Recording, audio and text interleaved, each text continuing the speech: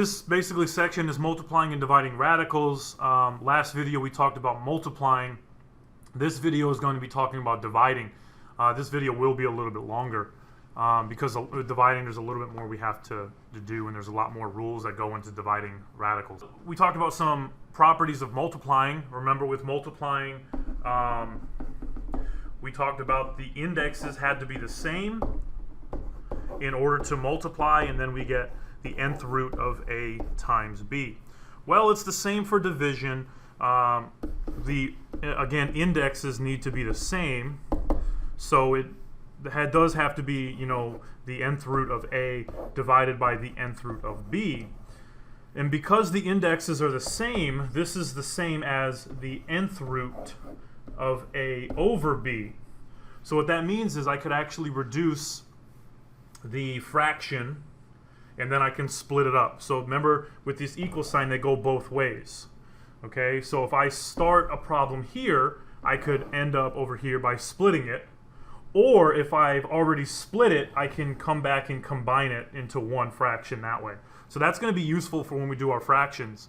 And then there's another one, what we call rationalization or rationalizing. What rationalizing is basically we don't want roots, whatever the nth root is. It could be 15 or, again, the square root, doesn't matter. We don't want nth roots or complex numbers in our denominator, in a denominator. Now, there's more than just that, but right now that's what we're going to be dealing with.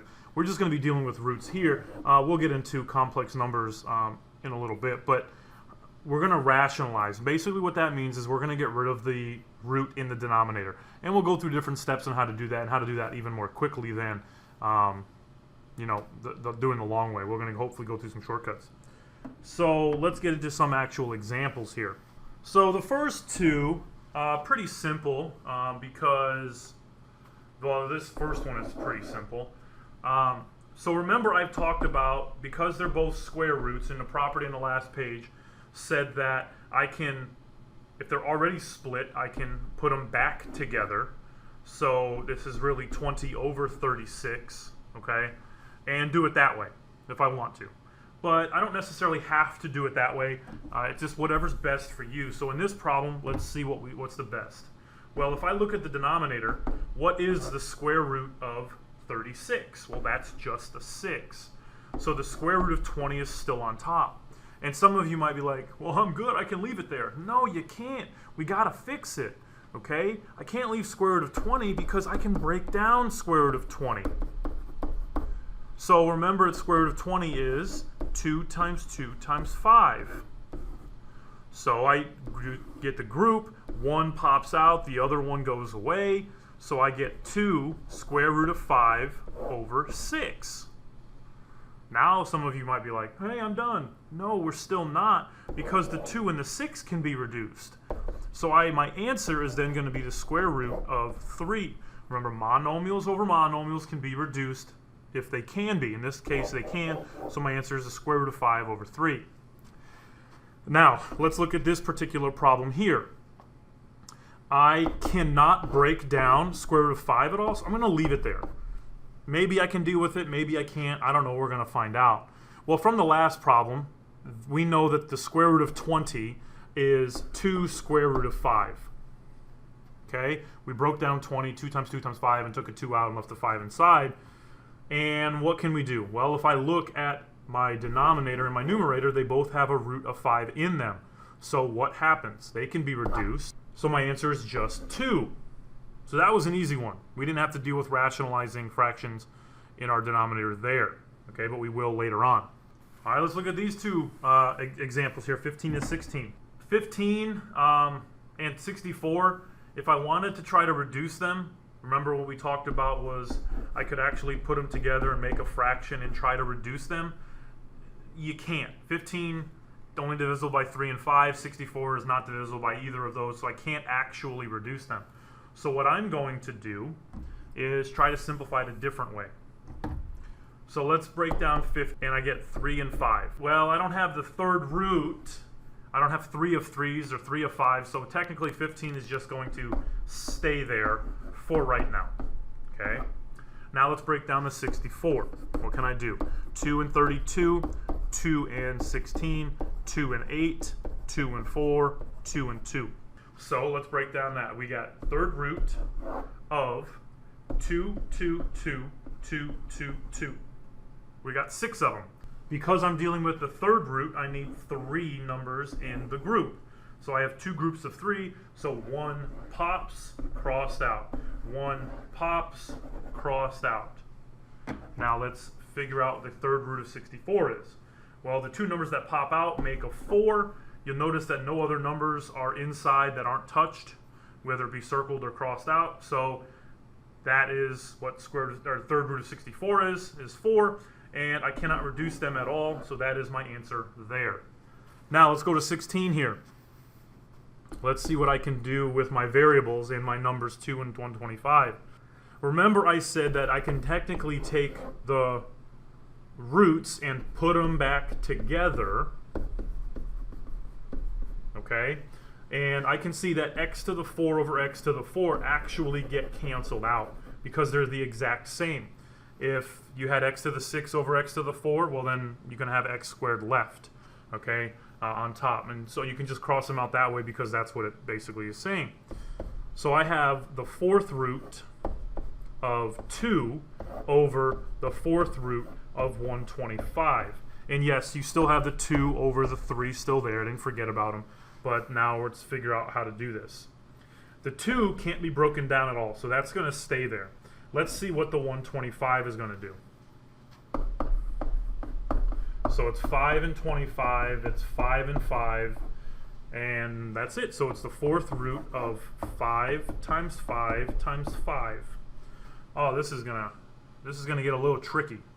So hopefully we're following along and writing these down and asking questions if we have any in class. I'm just going to erase this a little bit to make it a little nicer. So technically I have 2 times the 4th root of 2 and 3 times the 4th root of 5 times 5 times 5. Now this is where rationalization comes in. Or rationalizing denominators. Because my denominator has a root that's still left, it didn't cancel. You'll notice in number 15 it canceled and became a 4. I didn't have a root left, so I didn't have to worry about it.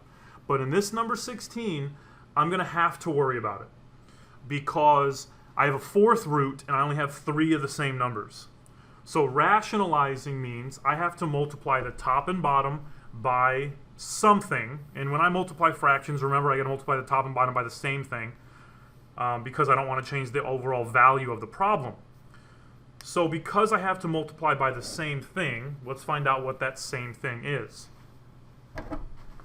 This 4 tells me what? It tells me how many numbers I need inside here in order to cancel out. Well, I only have 3 5s. I need 1 more 5. Does that make sense? I need 1 more 5 in order to cancel with the 3 that I already have.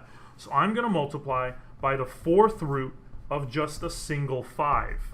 Okay? Because when I combine this 5 with this 5, what happens? I have 4 of them, so 1 of them are going to pop out with that 2, and then the other 3 are going to get crossed out. Okay, hopefully that makes sense. If not, rewatch it. The 5 that popped out becomes a 15, and I don't have any more roots left in the denominator because I took them all out.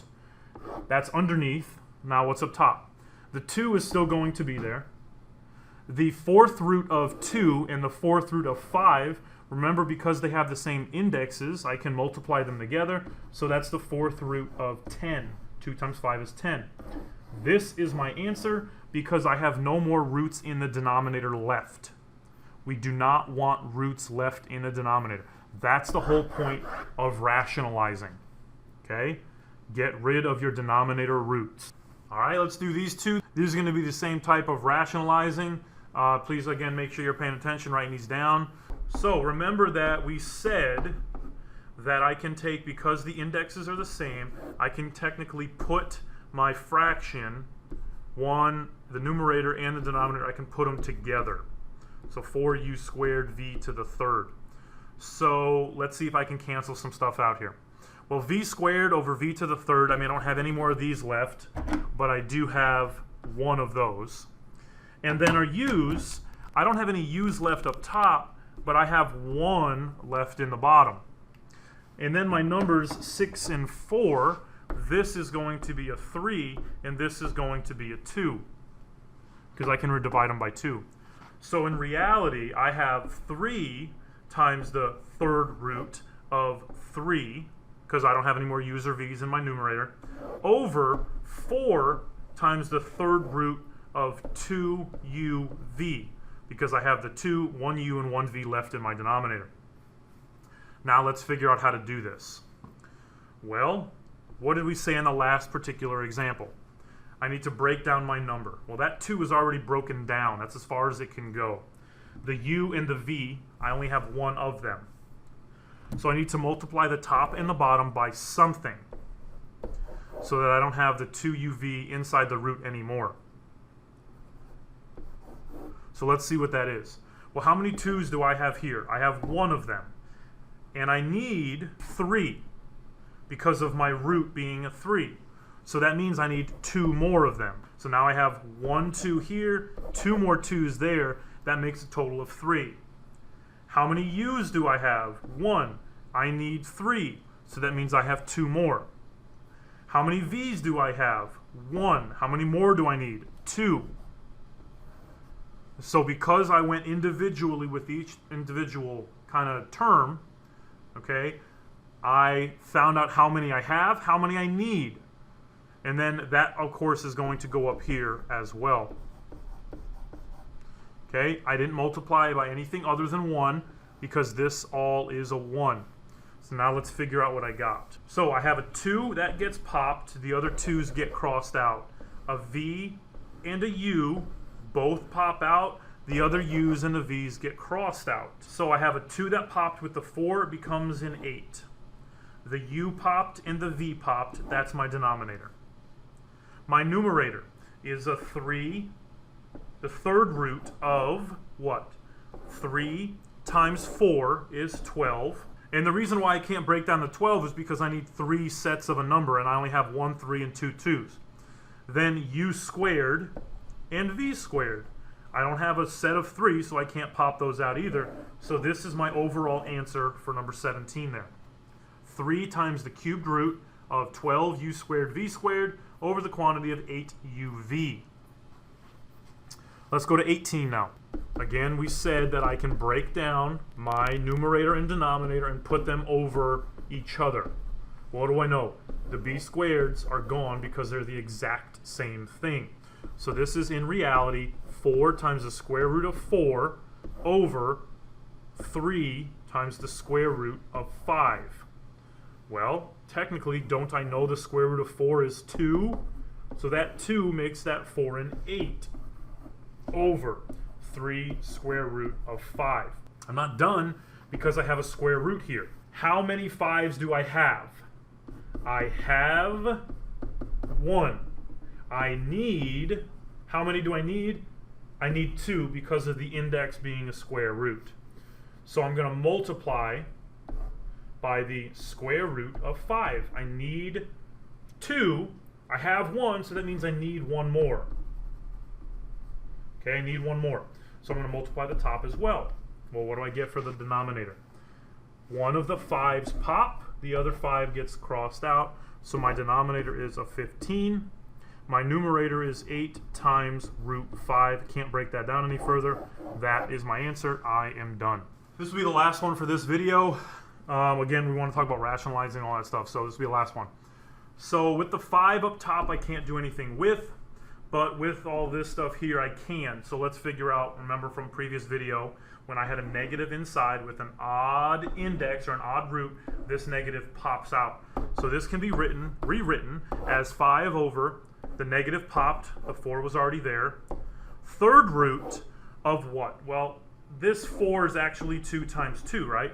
So it's 2 times 2n squared. I have roots in my denominator that I cannot get rid of yet, so I need to multiply by something to get rid of them. Well, what is that? How many 2's do I have? You have 2 of them. You need 3. So that means I need 1 more. 1 more. How many n's do you have? You have 2. You need 3, so I need 1 more. So I covered all my bases, so now I have 2n up top. Now let's see what's left. 5 times the third root of 2n is 5 times the third root of 2n. Can't break it down any further. My denominator, guess what? A 2 pops, the other 2's disappear. One of the n's is going to pop because 3 goes into 3 how many times? One of them. So that pops. So negative 4 into 2 makes a negative 8. And then one n popped out. And I'm done. Okay, you might be like, well, I have an n here and an n here. They can't be reduced because one's inside a root and one is not. So your answer, final answer, 5 third root of 2n over negative 8n. Now that's one of your answers. That's probably not the best looking one.